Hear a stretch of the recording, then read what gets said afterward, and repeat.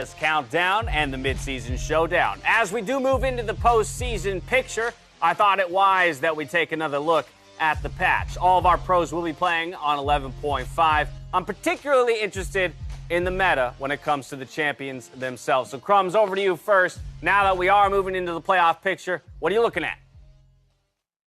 When playoffs happen, Dash, it is always about globals. These champions always surface, the Shens and the Twisted Fates. Now, Shen is going to be highly relevant because TSM has already played 3 games of it, and one of those was a win against Team Liquid.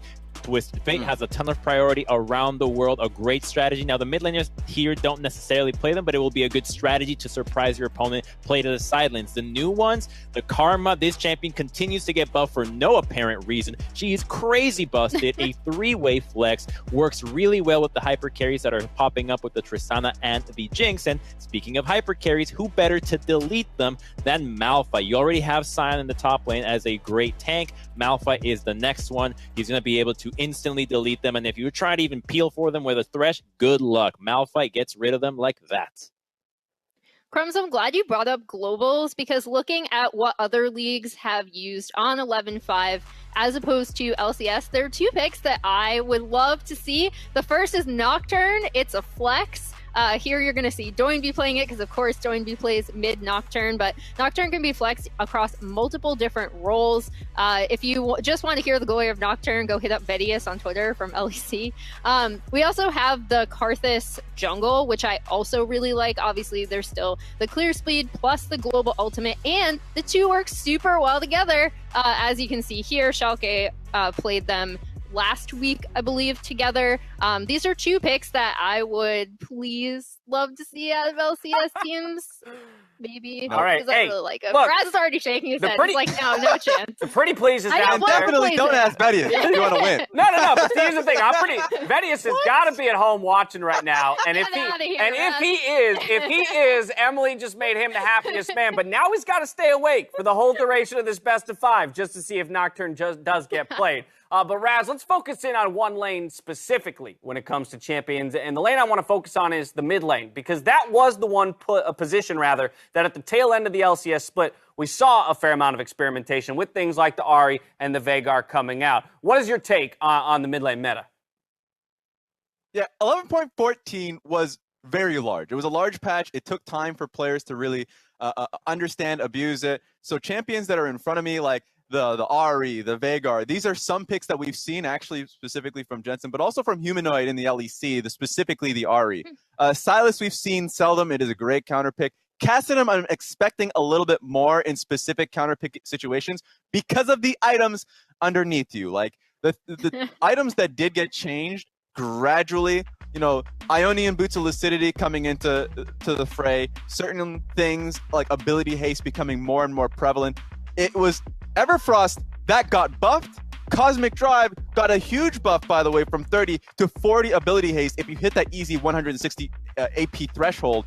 And so now you come into a situation where you have, if you include Zhonya's, 90 ability haste, barring Transcendence and Rune stats, which if you cast your mind back to last season is around like 47% CDR. You're easily now breaking the CDR box. It's awful. Ridiculous.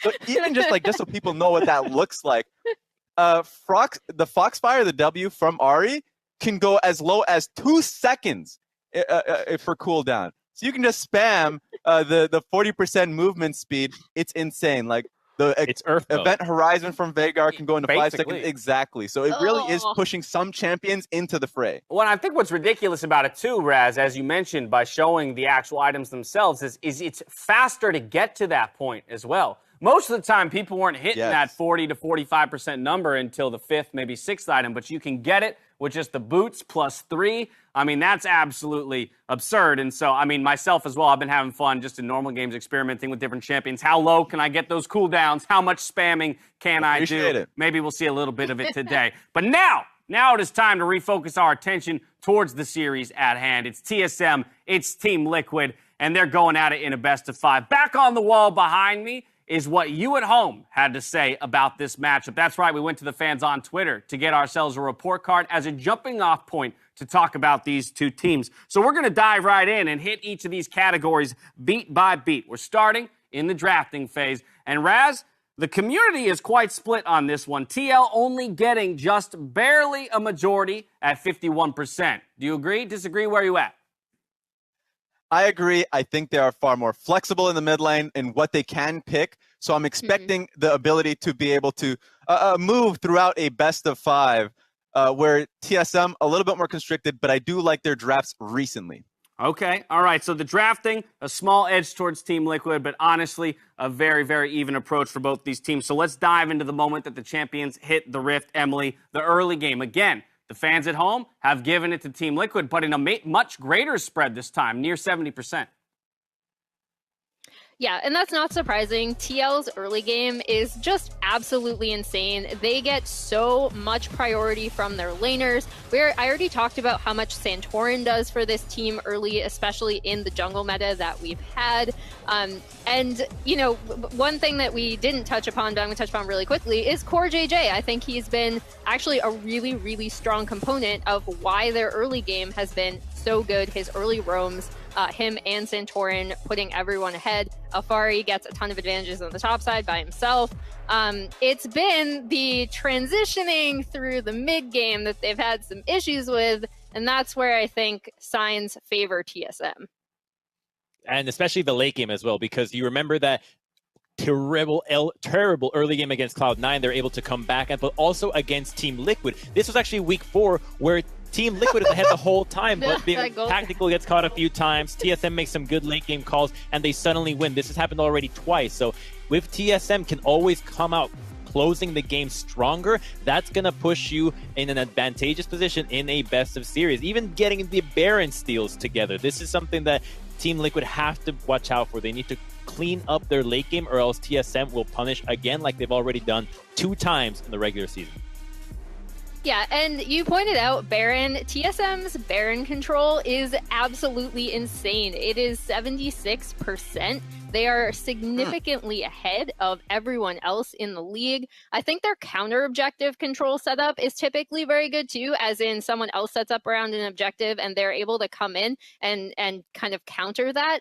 You can also blame that on whatever team is setting up for the objective. Maybe they've had some issues setting up for it. But I do think TSM react and respond well typically to a lot of objective setups that teams have and are usually able to turn them to their advantage. All right, so that takes us through both the late game as well as play styles to a degree. And so now, Raz, it's time for us to focus in on a couple specific matchups. We're going to take a look at 2, but we're going to start in the mid lane. So continuing that conversation, PoE, Jensen, the community says PoE's got the edge. Do you agree? Yeah. I don't agree. I think PoE is definitely looking incredibly good by the end of it. But community, I think if we looked at the early laning stats for Jensen, pops out at you, because Jensen, even in bad matchups, has overperformed in those. Early laning phase, I would give it to Jensen. He just is put in those positions where he has to, you know, give a lot for the team composition to work. So I would actually favor Jensen. The power of evil is right there with him. What am I hearing there, Crumbs? What do you not agree with, sir?